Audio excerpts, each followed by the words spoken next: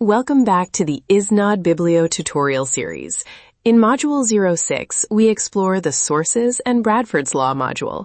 It answers a very practical question for researchers. Out of the hundreds of journals that cover this topic, which ones are truly at its core, and which only touch on it occasionally?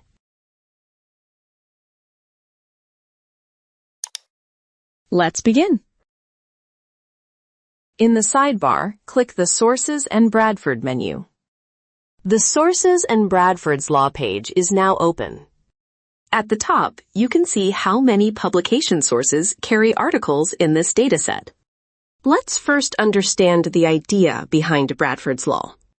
Samuel Bradford observed that articles on one topic are not spread evenly across all journals.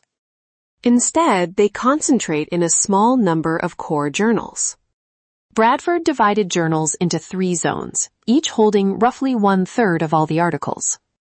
Zone 1 holds only a few journals, but they are highly productive. These are the core journals.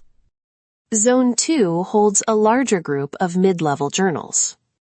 Zone 3 holds a very large number of journals, each carrying only 1 or 2 articles.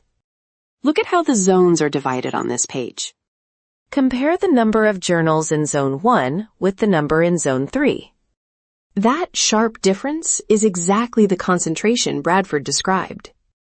For a researcher, the implication is very practical.